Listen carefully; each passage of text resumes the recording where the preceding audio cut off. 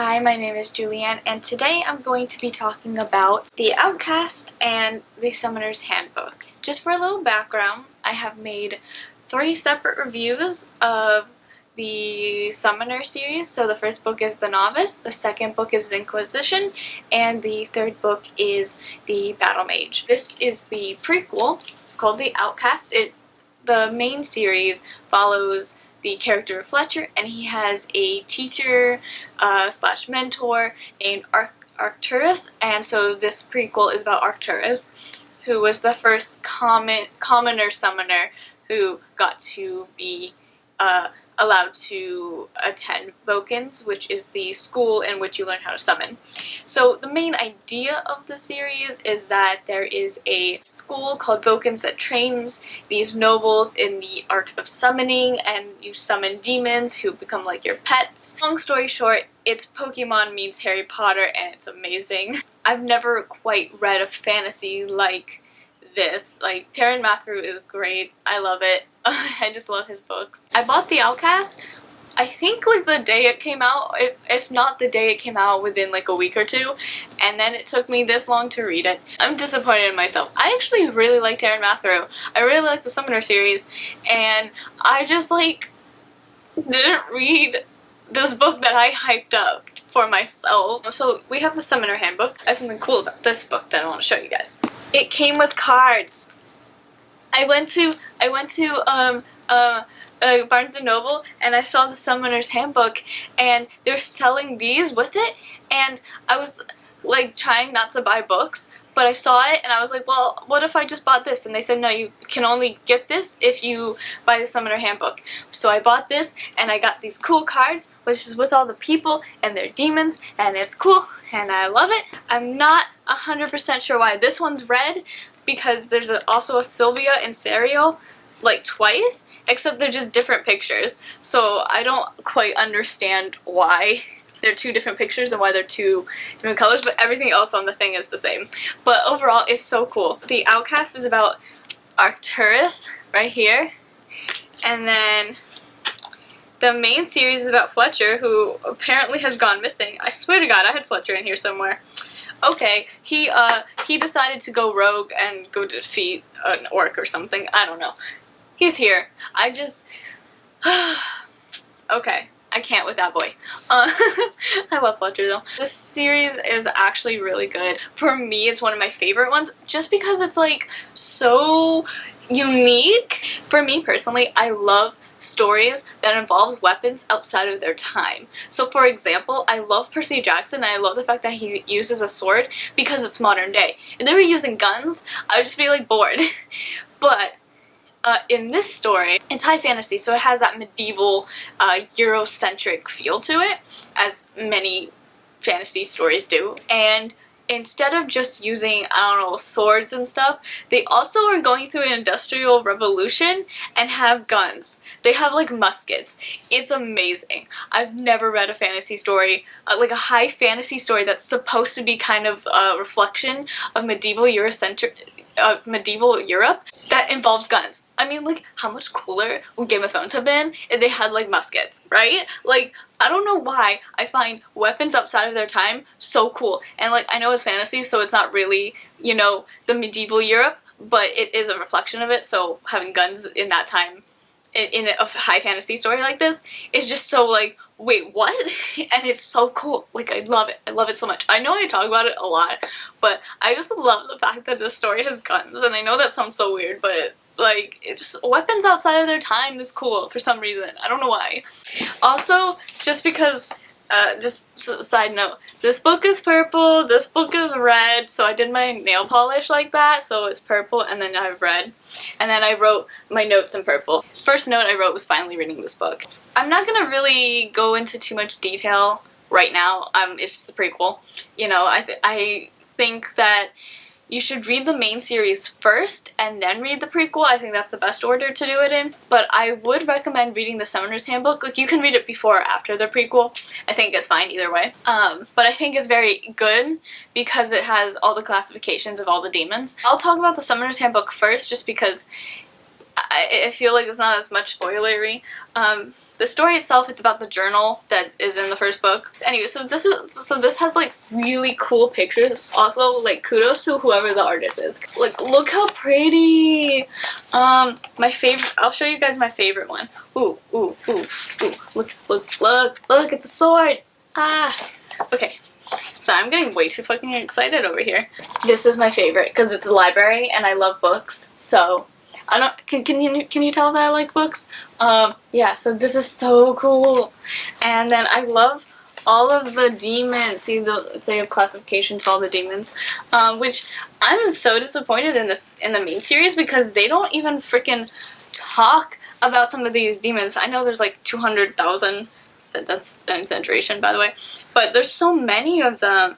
And so I know that you can't talk about all of them, but I swear to God, they did not talk enough about some of these. Like, there's some that are just so cute. Like, look at this. Did no one talk about this one before? Like, what? You're so adorable. Like, why couldn't we get some cute ones over here? Yes, this one. The Goonie, or however you pronounce it. Like, the Goonie is so cute. I don't think it ever showed up in the series. Like, maybe I'm wrong. But this thing is adorable. So yeah, I think these are cool. Also, the Kamatachi, if that's how you pronounce it, has blades for paws. Is that not cool?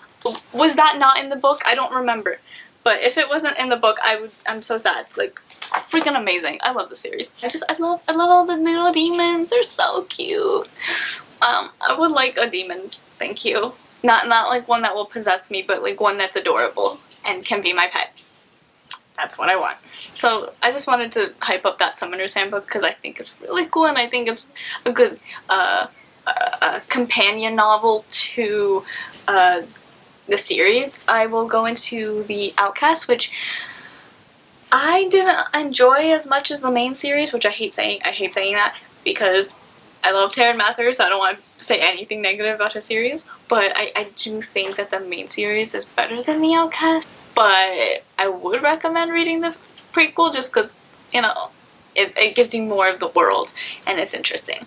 I feel like there's some information also you learn in here that's good, I guess. I'm going to just jump into the like spoilery stuff about the Outcast. If you don't want to get spoiled, you should leave now. And I'm going to jump into spoilers.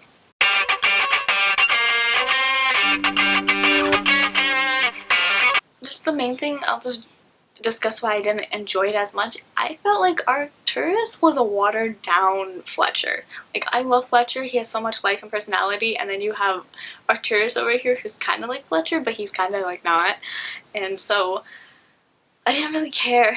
Like, I think all the other characters should have gotten a point of view over Arcturus, but I understand why Arcturus is the main character and kind of has to be the main character. I remember liking him in the main series. I think that's my problem is, like, it was the same story. You have this poor kid who finds out he's a summoner, gets to go to Vulcans, and then finds out he's the son of a noble. It's the same basic idea, and that's the part that I didn't enjoy as much. It's just like, it's the same story. But once they got to Relay Town, or whatever it's called, and they were on the run from the rebels, like, that's when, for me, the story, like, picked up, and I was, like, into it. It's just, like, I just didn't care as much about Arcturus, which I hate saying, because, like, I like Taran Matharu, so I don't want to be mean, but just, like, that's my honest opinion, is that Arcturus is just this, like, watered-down Fletcher who has, like, the same story as Fletcher. Something that I thought was quite interesting was finding out the origin of Cain. I was sitting there like, wait a minute, trying to do the math in my head, because they find this, like, pregnant orc who gives birth to this albino orc. And wait, did I say Cain, by the way? I said Cain. I meant Khan. Sorry. Been watching too much of the 100. Just reading that and being like, wait a minute, is this albino orc actually Khan? Did they save Khan only for him to become the leader of the orcs and for Fletcher to kill him? Like, what? Like, that was insane. That was cool. That I was, like, hyped about. That scene, I was, like, freaking the fuck out. That whole part was great. The on the run, the fight scenes, all of that, I had fun with. So what I really actually liked was when Arcturus had his first kill. Like, it wasn't glossed over. I liked how like he had this like, you know, like trying to process what he did. Like that processing was really good because you understand why he had to. Like, well, not that he had to, it was just the fact that it was an accident, and then he has to end up killing more people, and he feels so horrible about it, but it's also like, I need to save my friends, I need to get us out of here, and just that, like, you know, put in, you know, a rock in a hard place. Like, he's, like, in this horrible situation, and he doesn't know how to get out of it. Arcturus having to deal with killing somebody, like, that's something that I liked about the story, that's something that made me enjoy reading from Arcturus' point of view. Like the beginning part, again, it was just a watered down Fletcher, but here I felt like we were getting a personality. We were getting somebody who wasn't Fletcher. So like I wanted more of those kind of scenes, more personality from Arcturus. Something that I have to make fun of just because I have to. Like, I know I keep comparing the series to Percy Jackson, but I can't help it. Arcturus, I have determined, is Jason, because Jason is, in my opinion at least, is a watered down version of Percy Jackson. Or at least that's what I like always thought of him as, especially when we first got introduced to him. I was like, this is a watered down Percy Jackson. He's not my Percy. Jason has a habit of getting knocked out every 5 seconds. You think I'm exaggerating, but I'm not. Like seriously, when you read that series, it's like, how many times can this kid pass out? Like, how is he not, like, brain dead? So, anyways, Arcturus passes out a lot. I think it was like 3 or 4 times. And like some of it is like, oh, I'm going to sleep, good night, you know, I'm waking up in the morning. There was a few times where he just kept getting hit in the head or something happens, and I'm like, he really is Jason. So I thought that part was funny. And something else, just slight criticism, is just like how he meets the other bastard kids and he's like, they're my brothers, we're friends, they're my new family. And I'm like, you just met them. Just because you're related by blood doesn't mean like you're gonna be family. Like, look at him and Faversham. Still, I enjoyed the series overall. It was just, I felt like I need to talk about the stuff that I didn't enjoy as much. It just felt more simple than the other series, and I wanted more. That's the main takeaway, was that I wanted more from the Outcast, but what we did get, I did enjoy, and I did like. You know what, though? I'm like really happy that I finally made this review, even though it's like been like 10 years. Slight exaggeration, but it's been way too long. And also, exciting news, guys. Taran Matharu is writing another book, except it's not in the series, which makes me a little sad because I want more. Actually, reading the Outcast made me realize that I wanted more from the series. But anyways, like I wanted more books. But he's writing a new book called The Contender. Like, I saw this one cover and I'm like, please tell me it's the American cover, please tell me it's the American cover, and it is, and it's this cover, and I'm so hyped. I'm gonna buy it at some point. I'm kind of like on a book buying ban, which I opened it up for 4 more books, and I've already gotten those books, so I am going to have to force someone to buy this book for me because how am I supposed to wait?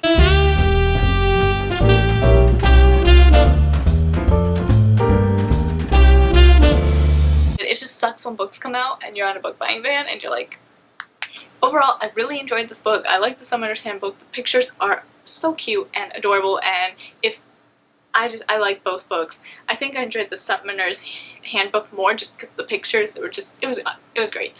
And I like the little cards that came with it. Thank you for watching. I will see you in my next video, and happy reading. Bye!